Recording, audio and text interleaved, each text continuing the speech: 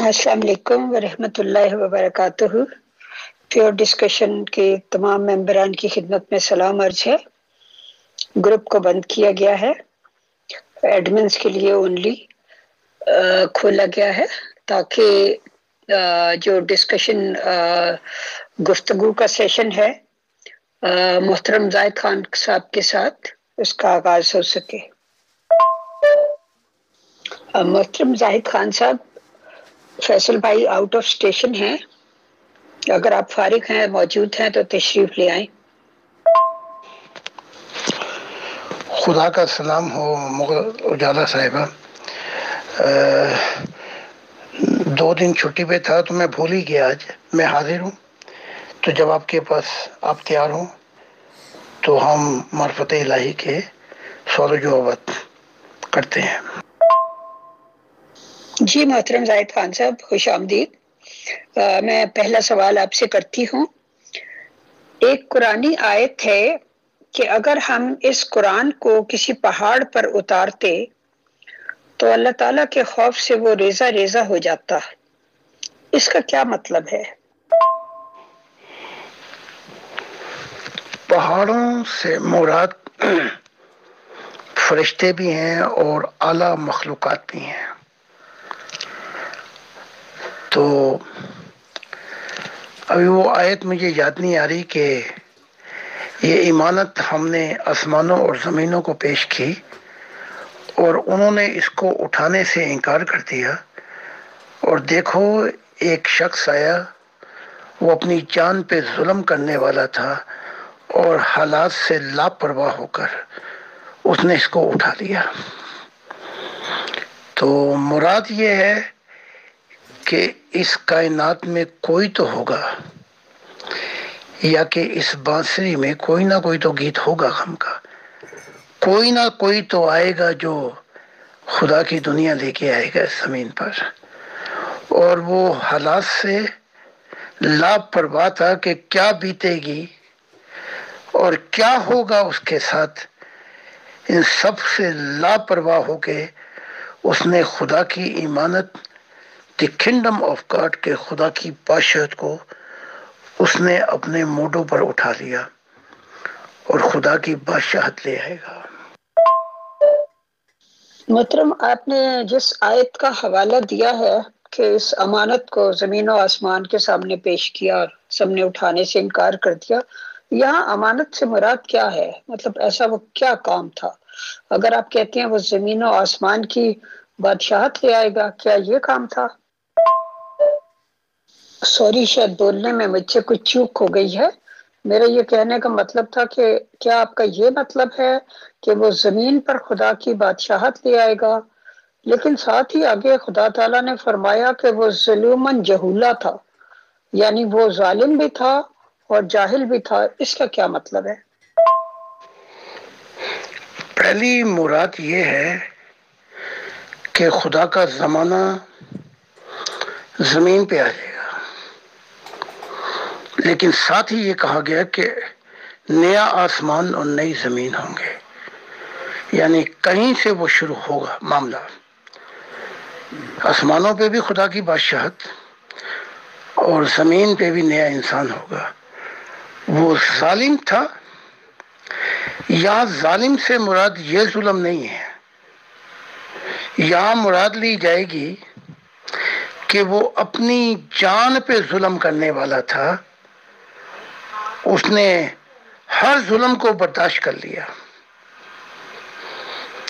اور حالات سے کہ کانسیکوینسز کیا اس پہ گزرے گی، ان چیزوں کی لاپرواہ کر کے اس نے خدا کی بادشاہت کے زمانے کو اپنے کندھوں پہ اٹھایا۔ مراد یہ لی جائے گی، یہ نہیں کہ وہ ظالم تھا یا ظلم کرنے والا تھا، مراد یہ لی جائے گی کہ اس نے ان گنت کراس اٹھا لیے۔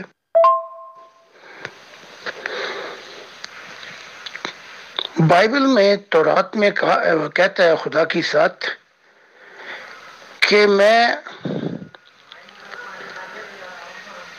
وہ جو ناواقف ہوں گے وہ ناداں ہوں گے جو بچوں کی طرح، جس میں کوئی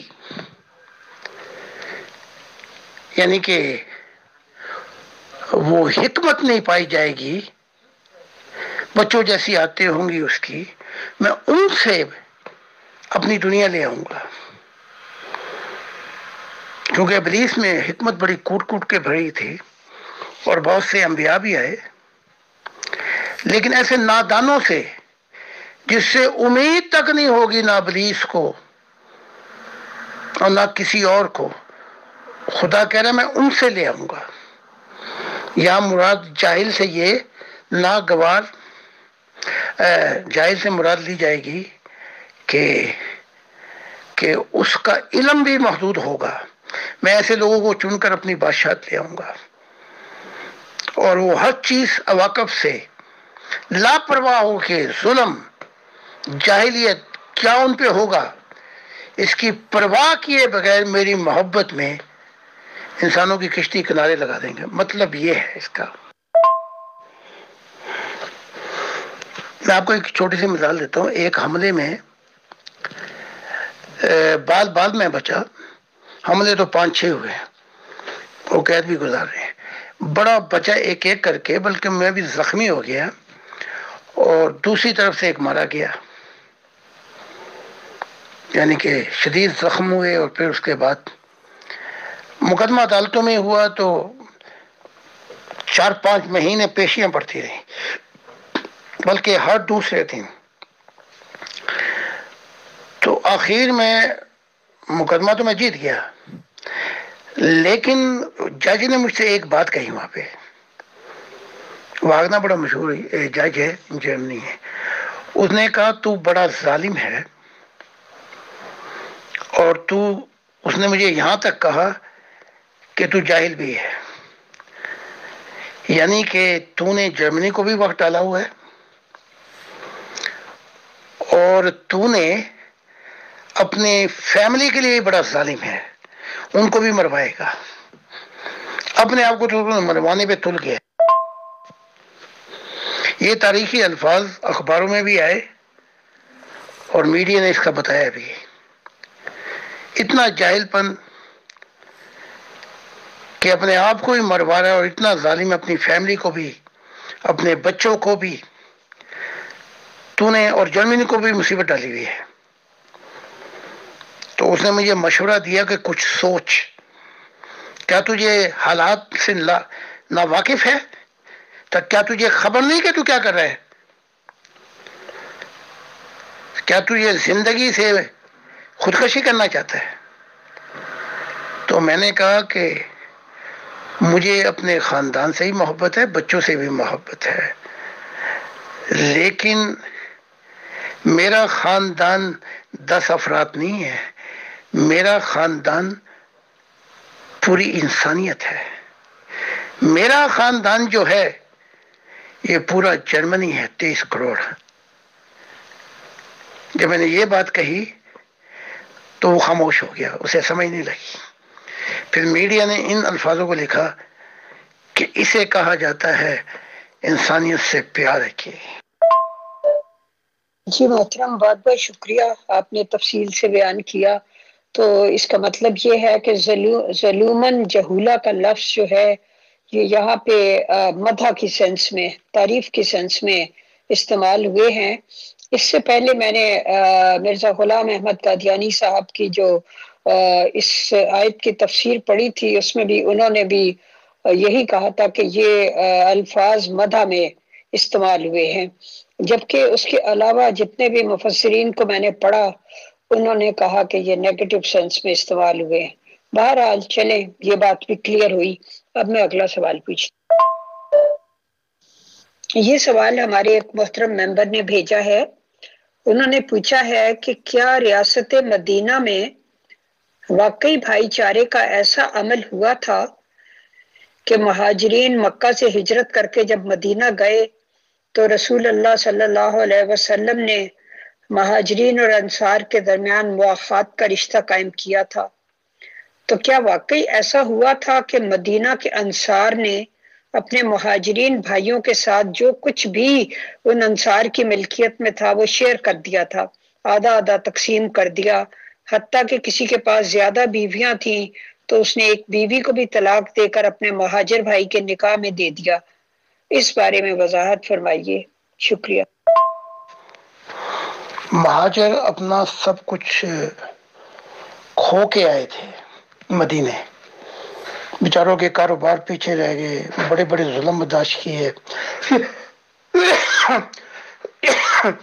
ادھر انصار جب آئے تو بھائی چارے کا ایک نمونہ دیکھنے میں آتا ہے کہ انصار نے کتنے کھلے دل سے اور کتنی باہیں ڈال کے اپنے بھائیوں کی غم خواری کی، اور اپنے مال میں سے بھی، اپنی بیویوں میں سے بھی، ہر چیز میں سے، تاکہ وہ دل برداشتہ نہ ہوں۔ تو میں سمجھتا ہوں یہ بھائی چارہ جو ہے، اگر میں اس مضمون کو یوں دیکھتا ہوں، اگر اس سلسلے کو چلا دیا جائے تو خدا کی بادشاہت کا سلسلہ پھر خاندان سوسائٹی سے نکل کر قوم اور دنیا پہ چھا جائے گا۔ تو ایک بڑی قربانی اور محبت کا ایک نمونہ پیش کیا انہوں نے۔ عبد الرحمن بن عوف کا جب بھائی چارہ ہوا تو انہوں نے اپنا آدھا بزنس اور کہا کہ اے عبد الرحمن بن عوف، یہ میری 4 بیویاں ہیں، ان میں سے جو چاہو لے لو۔ تو عبد الرحمن بن عوف نے کہا کہ بھائی خدا تم پہ بڑی عنایت رکھے، مجھے بازار کا راستہ بتا دو۔ تو پھر محنت کی، تو مہاجرین بھی بڑے غیرت مند تھے، وہ فقط اللہ کے لیے سب کچھ چھوڑ کے آئے تھے۔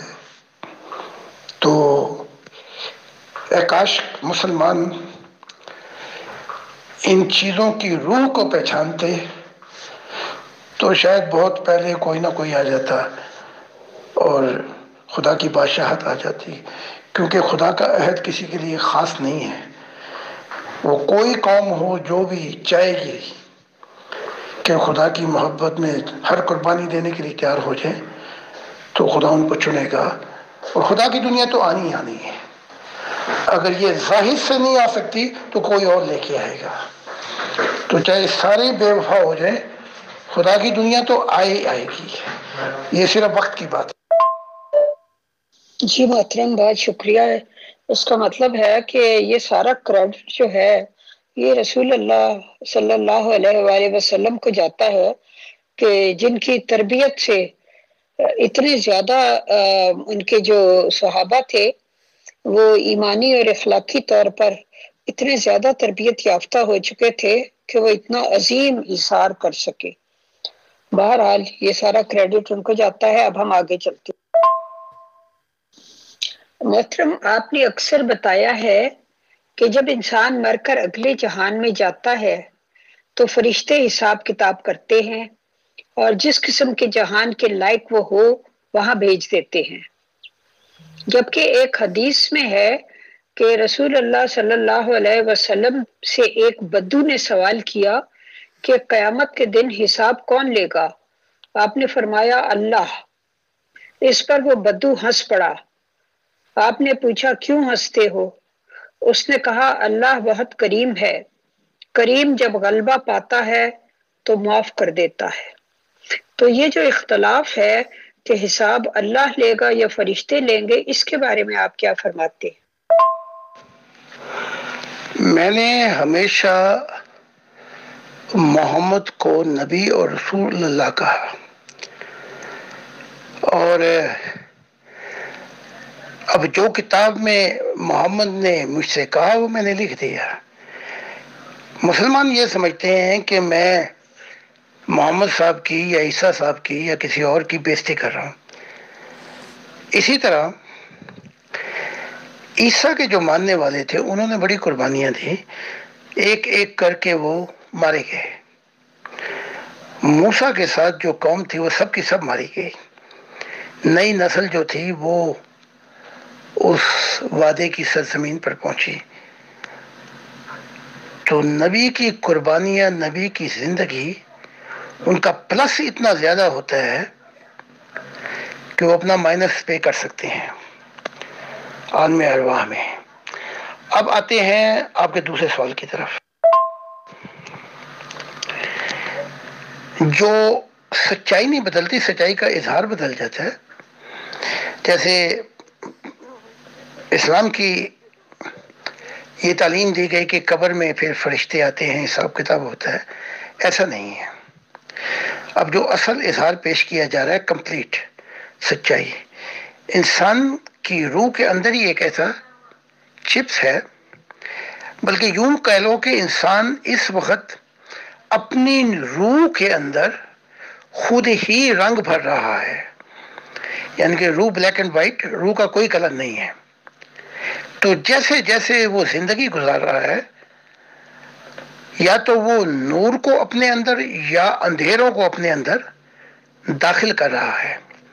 تو جب موت آتی ہے تو نہ وہاں اللہ حساب لینے والا ہے، نہ فرشتے حساب لینے والے ہیں، بلکہ وہ جب روح نکلتی ہے تو جس دنیا میں اس نے جانا ہوتا ہے وہ ڈیمینشن، وہ جہان اس کو میگنیٹ کی طرح کھینچتا ہے اپنی طرف، مغناطیسی۔ جب وہ وہاں پہ پہنچتی ہے ایسے لگتا ہے جیسے اندھیروں میں سے گزر رہی ہے۔ پھر جب وہ اپنی دنیا میں پہنچتی ہے، وہاں ہے کوئی 11 یا کچھ وقفہ ہے، تو وہاں پہ اس کا مائنس پلس دیکھا جاتا ہے، اور اس مائنس پلس کے مطابق پھر اس کو بھیج دیا جاتا ہے جس جگہ کی وہ قابل ہوتی ہے، دوزخوں میں، عالم برزخ میں، نیوٹرل ڈیمینشن۔ اچھا، اب یہاں ایک اور چیز کا بتانا بڑا ضروری ہے۔ جس روح میں نور کی شدت ہو جائے، وہ جب اپنی دنیا میں پہنچتی ہے تو ان کا بھی پروسیس یہی ہے کہ کچھ وقفہ ہوتا ہے، اس کے مطابق اس نور کی روح کو جس دنیا کے وہ قابل ہوتی ہے وہاں بھیج دیا جاتا ہے۔ تو نہ خدا دوزخوں میں، نہ خدا عالم برزخ میں، نہ خدا فردوس میں، نہ خدا جنتوں میں، خدا تو دکھائی دیتا ہے ایک محبت کے حالوں میں۔ تو یہ بڑا گہرا مضمون ہے۔ اندھے پن کو، جو جسمانی تو ہم دیکھ لیتے ہیں نا، 5 چیزیں ہماری کھلی ہیں، روحانی اندھے پن کو خدا کی محبت میں کھولا جاتا ہے، یہ چابی ہے۔ اور جب روحانی خدا کی محبت میں کھولا جاتا ہے، روحانیت میں پھر مشاہدات آتے ہیں، تو انسان کی ذمہ داری بھی بڑھ جاتی ہے، کیونکہ پھر جو اس کو دکھایا جاتا ہے کہ وہ اس زمین پر کیا کرے، اور ان اندھیروں کو میں سے انسانوں کو نکال کر روشنی کی طرف کیسے لے کے آئے۔ تو اس روح کا مشاہدہ اس کو دیکھا جا سکتا ہے، جیسے آپ شیشے میں نہیں دیکھتے، تو وہ روح جو ہے اس کا بڑا، یہ تیر 2 طرف چلتے ہیں، وہ نکل کے آپ کے سامنے بھی آ جاتی ہے، اور اس وقت آپ دیکھ لیتے ہیں کہ یا اس کے اندر اندھیرے کہاں ہیں اور نور کہاں ہے، کہاں کم بیشی ہے۔ پھر ایسا شخص جو ہے وہ بڑی جلدی اپنی بیماریوں کا علاج کرتا ہے اور تیزی سے صبر کرتا ہے مشاہدے الہی کی دنیا۔ جی محترم، شکریہ۔ لیکن یہ جو ہم آج تک سنتے آئے ہیں کہ اس طرح سے حساب کتاب ہوگا، کسی کو اعمال نامہ دائیں ہاتھ میں دیا جائے گا، کسی کو بائیں ہاتھ میں، کسی کو اس کے پشت کی طرف سے دیا جائے گا، اور وہاں پہ بڑی انسان کی رسوائی ہوگی اور لوگوں کے سامنے کہ وہ دنیا میں کیا کام کرتا رہا، اور بڑے بڑے لوگوں کے پول کھلیں گے، اور پہلا سوال نماز کے بارے میں کیا جائے گا۔ اگر وہ حساب درست ہوا تو پھر باقی حساب میں آسانی پیدا کر دی جائے گی، وغیرہ وغیرہ۔ تو یہ سب کیا ہے؟ یہ کیا سمبولک ہے یہ باتیں؟ کہ ہاں، یہ سمبولک ہے، اور نبیوں کی حکمت تھی کہ آپ نے قرآن اگر پڑھیں کہ اے محمد ان کو حکمت کی باتوں سے سمجھا، ان کو حکمت ہے ساری، کہ ان کو ڈرا کہ یہ سوچنے پہ مجبور ہو جائیں، لیکن اس سے اصل موت کے پروسیس کا کوئی تعلق نہیں ہے، بلکہ جب روح پہنچ جاتی ہے جھٹکے سے، جیسے آپ بندوق چلائے تو وہ خول پیچھے کی طرف گرتا ہے تو جسم گرتا ہے پیچھے کی طرف، اور بڑی سپیڈ سے گولی نکلتی ہے، تو پھر یہ اپنی دنیا میں پہنچتی ہے پھر، تو وہاں جو ہے وہ وہاں کوئی حساب کتاب نہیں ہے، بلکہ وہ اپنے ٹھکانے پہ جب پہنچتی ہے تو وہاں یہ بتا دیا جاتا ہے کہ آج تو خود ہی اپنا حساب کتاب لے لے، جو تو نے کوششیں کی ہیں اس کے نتائج خود ہی دیکھ لے۔ تو یہ بھی ایک قرآن کی تعلیم ہے، بڑے پہراؤں میں قرآن اپنی تعلیم پیش کرتا ہے، اور اس میں بڑی حکمتیں ہیں، لیکن اس کا اصل پروسیس موت سے کوئی تعلق نہیں ہے کہ حساب کتاب، پھر جہنم کے اندر، پھر وہ آگے، پھر قبر میں، نہیں، ایسا نہیں۔ جی محترم، شکریہ۔ ایک معزز ممبر نے سوال بھیجا ہے، اپنی آڈیو بھیجی ہے، وہ میں آپ کی خدمت میں پیش کرتی ہوں، فارورڈ کرتی ہوں آپ کو۔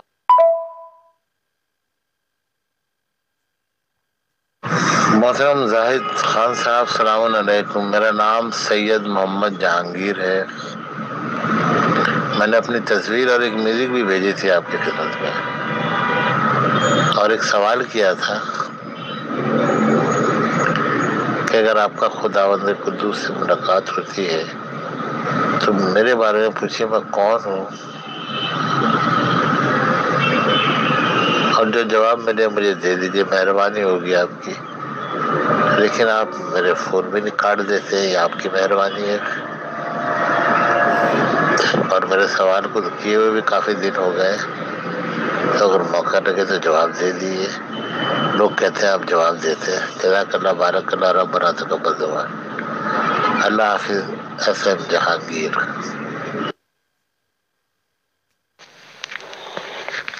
بہت سے لوگ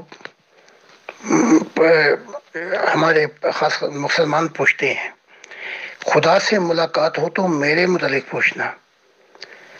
بھائی جب میں خدا کے حضور پہنچتا ہوں تو میں تو اپنے آپ کو بھول جاتا ہوں، میری ہستی جو ہے وہ حالو اور وجد میں ہوتی ہے، روح میری بےتاب ہوتی، تو میں آپ کا کہاں سے پوچھوں گا؟ وہاں جو معاملات ہوتے ہیں وہ انسانیت کے ہوتے ہیں۔ خدا مجھے بتاتا ہے کہ میں نے اور کیا کہنا ہے، اور میں سنتا ہوں۔ وہاں تو میں اپنے آپ کو بھی نہیں ڈھونڈ پاتا، تو میں آپ کا کیا بیان کروں گا؟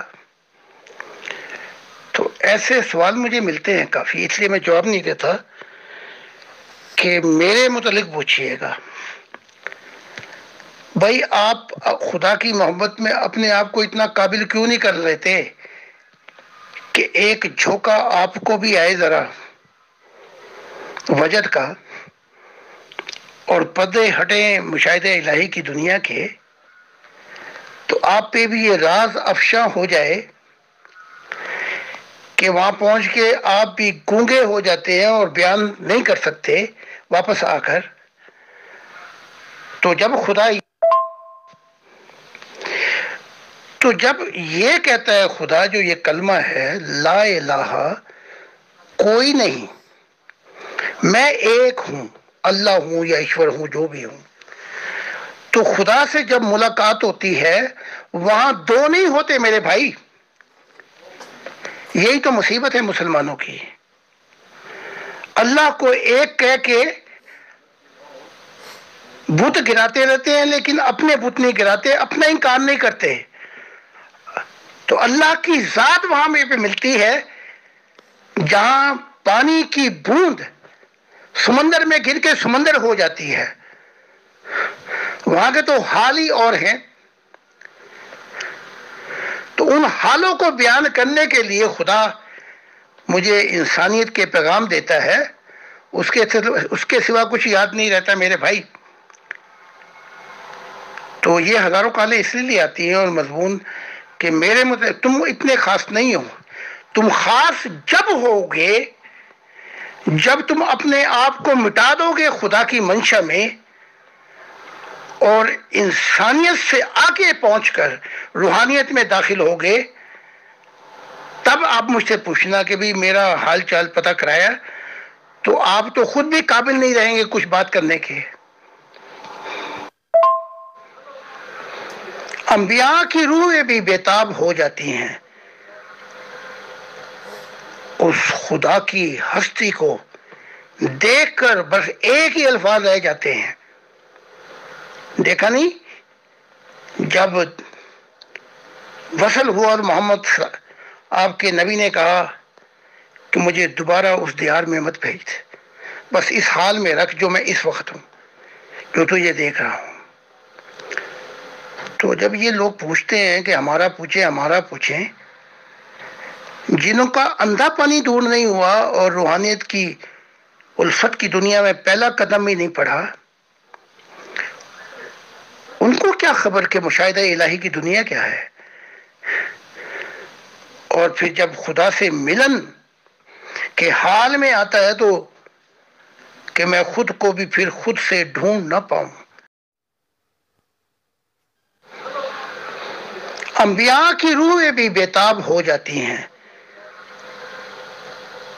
اس خدا کی ہستی کو دیکھ کر. بس ایک ہی الفاظ رہ جاتے ہیں, دیکھا نہیں جب وصل ہوا اور محمد آپ کے نبی نے کہا کہ مجھے دوبارہ اس دیار میں مت بھیج, بس اس حال میں رکھ جو میں اس وقت ہوں, جو تو یہ دیکھ رہا ہوں.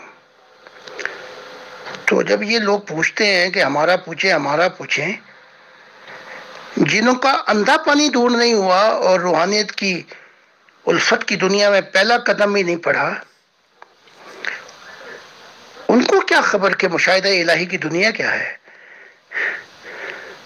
اور پھر جب خدا سے ملن کے حال میں آتا ہے تو کہ میں خود کو بھی پھر خود سے ڈھونڈ نہ پاؤں. وہاں تو آتش سوزا محبت الہی سے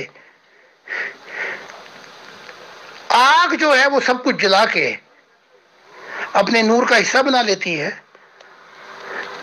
تو وہاں یہ کہ میں انسانوں والی بات, میں دنیائی باتیں کروں اور میں اس کا پوچھوں اور اس کا پوچھوں, یہ وہ حال نہیں ہوتا وہاں پر. جی محترم, بہت شکریہ جو آپ نے فرمایا. اس پہ مجھے ایک شعر یاد آ گیا.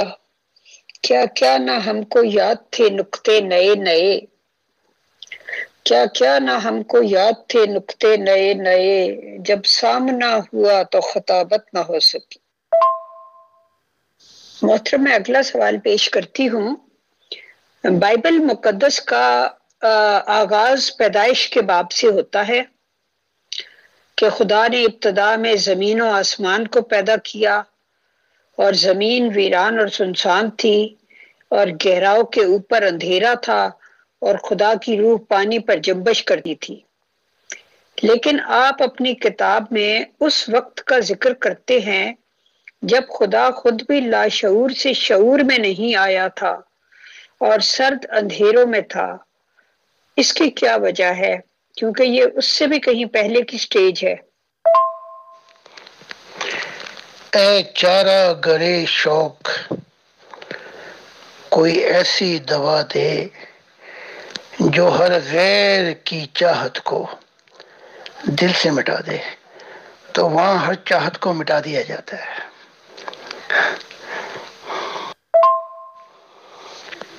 یہ پیدائش, یہ 5 کتابیں موسیٰ کی ہیں.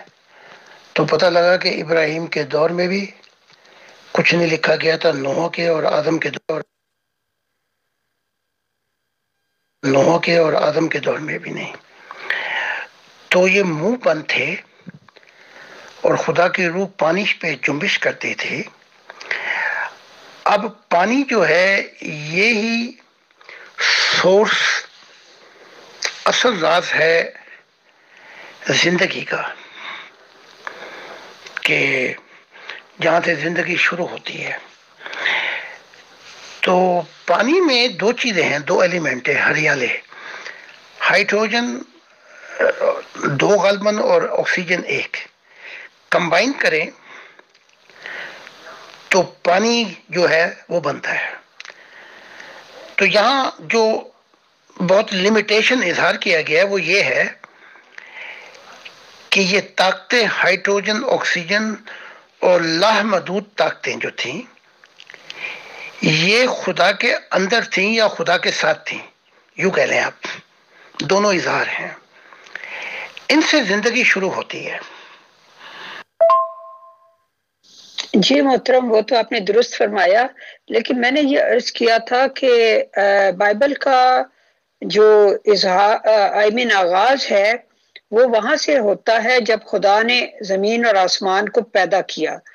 لیکن آپ کی جو لال کتاب میں خدا کے بارے میں شروع کے چیپٹرز ہیں اس میں اس وقت سے اظہار ہوتا ہے جب خدا خود بھی لاشعور سے شعور میں نہیں آیا تھا اور سرد اندھیروں میں تھا. تو یہ بہت بڑا گیپ ہے، یعنی آپ کے میں ابھی خدا خود بھی لاشعور سے شعور میں نہیں آیا تھا. اس کی ذرا وضاحت کریں. اب سائنس بھی یہاں پہ آ پہنچی ہے کہ گاڈ یا ہائی بینگ جو مرضی کہہ لیں آپ، وہ ہے ایک، is the first cause of the universe. پہلا مقدمہ ہے اس کائنات کا، یعنی اس سے پہلے جیسے تین ہے، مثال کے طور پہ تین سے پیچھے جائیں تو دو، دو سے پیچھے جائیں تو ایک، اور ایک سے پیچھے جائیں تو پھر زیرو ہو جاتا ہے معاملہ. تو اب سائنس یہاں بھی پہنچ رہی ہے کہ جہاں انتہائی ٹھنڈک ہو، یعنی کہ 18 فریزنگ نہ ہو بلکہ بہت ہی زیادہ ہو، تو وہاں فریزنگ ہوتی ہے جیسے برف باری ہوتی ہے. اور اس کو یہ ایک نیچرل بلائنڈ لا ہے، فریزنگ ہوتی ہے جہاں سے اس فریزنگ سے مادہ، اس کو بنانے والا کوئی نہیں ہے. اب میں کہہ رہا ہوں کہ God is a God of light and not a God of dark. اب سائنس دو پوائنٹ پہ ہے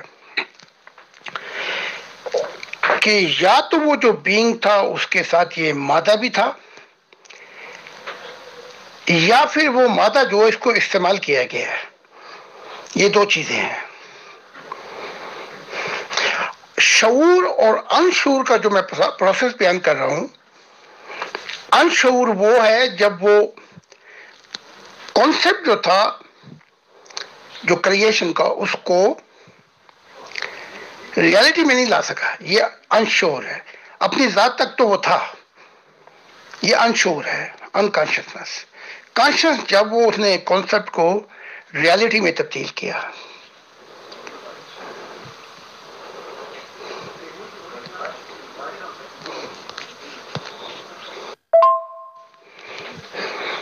یہ جو پروسیس ہے زمین کا، یہ تو خدا کی نگاہ میں تو جمعہ 4 دن 6 دن کی بات ہے. تو اس پروسیس میں تو یہ جو ہماری ہیومن کریشن ہے، اس میں تو بلکہ اشارہ بھی کرتا ہے خدا کہ وہی، یہ نہیں کہتا کہ میں وہی. تو اس میں تو پھر فرشتے بھی آ جاتے ہیں اس پروسیس میں. خدا آرکیٹیکچر تھا تو فرشتے کام کرنے والے تھے. اب جس پروسیس کا آپ بات کر رہی ہیں، وہ جو سفر ہے وہ عجیب سفر ہے، یعنی کہ پروسیس ہی پروسیس آئیں گے بیچ میں. تو وہ جو پروسیس ہے وہ یہ ہے کہ خدا نے کہا کہ میرے اندر داخل ہو جائے، میرے نور میں. تو وہاں تو پھر 3 پروسیس سے، نہ سناہٹ تھی، نہ کچھ دکھتا تھا، نہ محسوسیات تھیں. تو اس اندھیروں کے پروسیس میں میں نے جو دیکھا، جو خدا نے دکھایا کہ ایسے ایلیمنٹ جو مل رہے تھے، وہاں سے پہلا مقدمہ خدا کا شروع ہوتا ہے. اگر آپ چاہیں تو پھر اس کو ڈیٹیل میں بیان کرنا پڑے گا مجھے. تو اس کے لیے دیکھ لیں پھر وقت ہے کہ نہیں. جی محترم، وقت بھی کم ہے، اور دوسری بات یہ کہ یہ ذرا بہت ہی ثقیل مضمون ہے جو میرا خیال ہے کہ عام لوگوں کی سمجھ سے بالا ہوگا. اگر کوئی اس کو پڑھنا چاہے تو وہ کتاب میں ہی آپ کی پڑھے تو زیادہ بہتر ہے. میں اگلا سوال کرتی ہوں. رسول اللہ محمد صلی اللہ علیہ وسلم کا ارشاد ہے کہ قرآن غم کی حالت میں نازل ہوا ہے، جب تلاوت کرو تو اپنے آپ کو غمگین کرو. اس کا کیا مطلب ہے؟ یہ جیسے خدا کی ذات روشنی ڈالتی ہے، کان، آنکھ اور دل، یہ تین پروسیس ہیں. سناہٹ، پھر اندھے پن سے جب دیکھنا شروع کیا، کان، آنکھ اور پھر دل، یہ تین پروسیس ہیں. تو یہ لاشعوری میں انشعور ہے، لاشعوری میں شعور ہے. اور خدا کی پہلی ذات کا جو مقدمہ ہوا وہ لاشعور، پھر وہ لاشعور سے شعور میں آیا. اس وقت تو نور بھی نہیں تھا، اس وقت تو کسی فارم کی بات نہ کریں. تو دیکھ لیں، ورنہ پھر میں اگلا وقت رکھ لیں. اس کا وہی مطلب ہے جو میں بیان کر رہا ہوں کتاب میں، کہ خدا دکھائی دیتا ہے کہ وہاں تنہائی تھی، اکیلا پن تھا اور غم تھا. یہ تین چیزیں کمبائن ہوتی ہیں جو زندگی کے راہ کو ہموار کرتی ہیں. اس لیے جو زندگی پیدا ہوئی ہے اس کے پیچھے محرکات جو ہیں وہ ایموشن ہیں، محبت. تو قرآن بھی یہی کہہ رہا ہے کہ غم کی حالت میں ٹھہر ٹھہر کے پڑھو. تو اس تین چیزوں میں جو میں نے بیان کیا ہے، تنہائی تھی، اکیلا پن تھا، غم تھا، کیونکہ وہ اکیلا تھا. وہ اپنے ایموشن، اپنی محبت کا اظہار کرنا چاہتا تھا جو اس نے کیا کائنات میں. پھر لیکن محبت کائنات بھی تھی، محبت دینے والا تھا، لینے والا کوئی نہیں تھا. تو جب آپ اعلیٰ عرفہ جنتوں میں سفر کریں گی تو وہاں خدا کا اکیلا پن، تنہائی اور غم بہت پائیں گی. انجوائے تو سب کچھ ہی ہے جنتوں میں، لیکن یہ تین چیزیں اتنی زبردست ہیں کہ وہاں پہنچ کے آپ کہیں گی کہ مجھے نیچے پہنچاؤ، مجھ سے یہ برداشت سے باہر ہے، یہ جو غم کا پریشر ہے.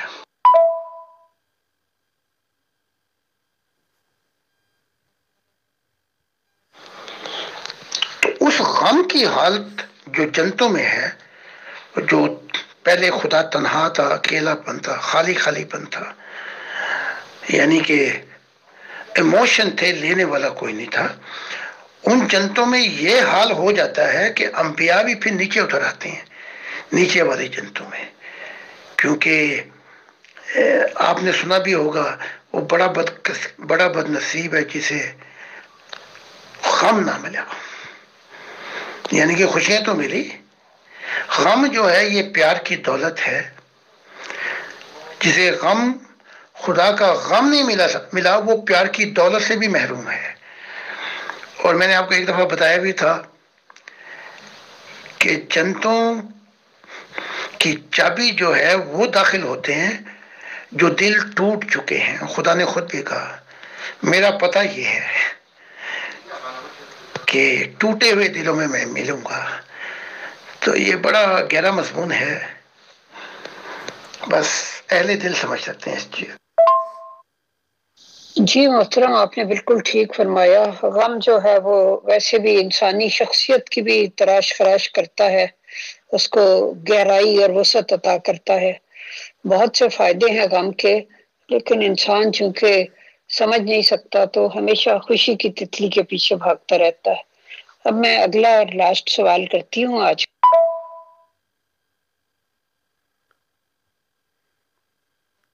جی یہ ہمارے آج کے سیشن کا آخری سوال ہے۔ بعض لوگ کہتے ہیں کہ خدا تعالیٰ کی رضا میں راضی رہنے کی نشانی یہ ہے کہ تم دعا نہ کرو، جس حال میں خدا رکھے اسی میں راضی رہو، اور دوسرا گروہ کہتا ہے کہ خدا تعالیٰ نے خود دعا کرنے کا حکم دیا ہے، جو دعا نہ کرے خدا تعالیٰ اس سے ناراض ہوتا ہے۔ آپ کی اس بارے میں کیا رائے ہے؟ دعا کرنی چاہیے اور کرنی پڑتی ہے۔ دعا سے مراد یہ کہ دل کھول کر اپنے محبوب کو اپنا حال بتانا، آپ اسے مناجات بھی کہہ سکتی ہیں۔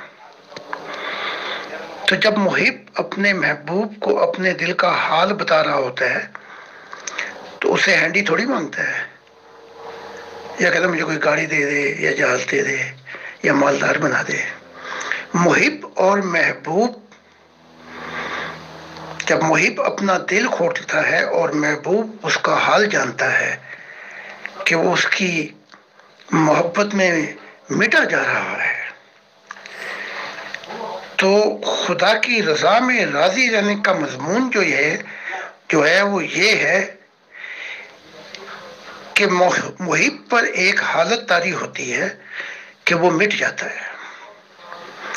پھر محبوب، جب وہ محب اپنی آئیڈینٹی کھو بیٹھتا ہے تو محبوب اس کو ایک نئی آئیڈینٹی دیتا ہے، ہستی بناتا ہے اپنے جیسی۔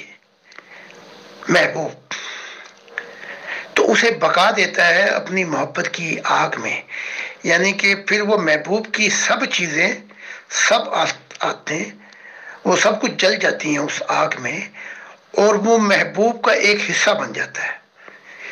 تو اسی لیے تو یہ مضمون چل رہا ہے، راضیہ تم مرضیہ، میں تجھ سے راضی تو مجھ سے راضی۔ یہ مضمون اسی گہرائی میں پیش کیا جا رہا ہے۔ تو پھر محبوب اور محب ایک ہو جاتے ہیں، اور محب اپنے آپ کو اس آگ میں جلا کر خاک کر لیتا ہے۔ بس اس میں پھر محبوب کی دنیا میں قدم جب رکھتا ہے تو دونوں پھر محبوب ہو جاتے ہیں۔ یہ آخری سوال کا جواب ذرا لمبا ہو۔ جزاک اللہ محترم، آپ نے عشق حقیقی کے بارے میں بڑی گہرائی میں جا کر باتیں کی، تو مجھے بھی ایک شعر یاد آ گیا، گر بازی عشق کی بازی ہے، جو چاہو لگا دو ڈر کیسا، گر جیت گئے تو کیا کہنے، ہارے بھی تو بازی مات نہیں۔ اور ہمارے قومی ترانے کے، پاکستان کے قومی ترانے کے خالق محترم حفیظ جلندری صاحب فرماتے ہیں، کیوں ہجر کے شکوے کرتا ہے، کیوں درد کے رونے روتا ہے، اب عشق کیا ہے تو صبر بھی کر، اس میں تو یہی کچھ ہوتا ہے۔ محترم، میں پیور ڈسکشن کی ٹیم کی طرف سے، فیصل بھائی کی طرف سے اور اپنی طرف سے آپ کی تہہ دل سے شکر گزار ہوں کہ آپ نے اپنے قیمتی وقت میں سے یہ وقت نکالا ہمارے لیے، اور بہت سی روحانی اعلیٰ درجے کی باتیں بتائیں جو روحانیت کے طالبوں کی پیاس بجھانے کا باعث ہیں۔ بہت بہت شکریہ آپ کا۔ ہوش والوں کو خبر کیا بے خودی کیا چیز ہے، عشق کیجئے پھر سمجھیے زندگی کیا چیز ہے۔ تو عشق حقیقی کے بغیر تو انسان اپنے آپ کو بھی نہیں پہچان سکتا۔ بہت بہت شکریہ، بہت جزاک اللہ محترم زاہد خان صاحب، پوری admins team and all dear group members of pure discussion group. السلام علیکم ورحمۃ اللہ وبرکاتہ۔ دیکھو یہ محاورہ ہے جو آپ بھی سنتے ہوں گے، اے عشق دی گلیے ایدے وچوں لنگدا کوئی کوئی، پتہ سب کو ہے۔ تو اگلے مضمون پہ بات کریں گے، عشق کی دنیا کیا ہے، سہو اور سکر، اور پھر الفت کی دنیا کیا ہے، اور محبت الہی کی دنیا کیا ہے، اور راہیں کیا ہیں آخرت میں، اور اس کی منزل کتنی نزدیک اور کتنی دور ہے، ان سب مضمونوں کی گہرائی میں پہنچ کر ہم اپنے آپ کو بھلانے کی کوشش کریں گے۔ بہت بہت شکریہ۔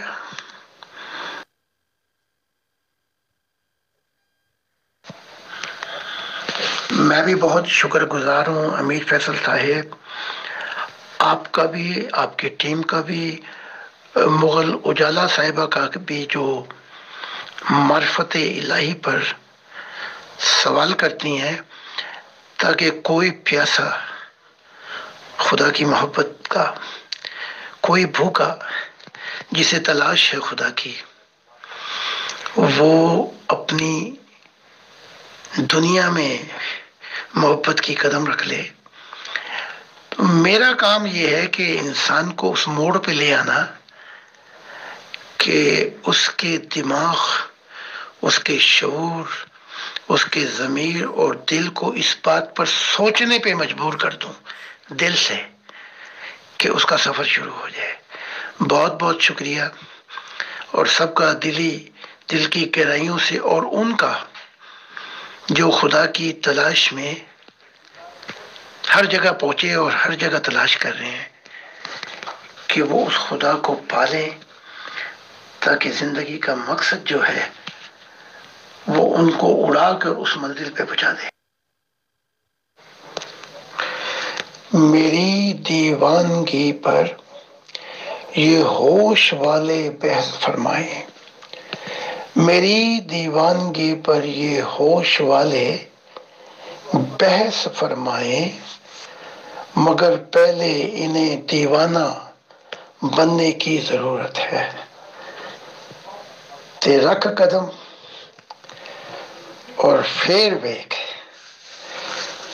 کہ راہ جانے تے واہ جانے، واہ پہ جانے۔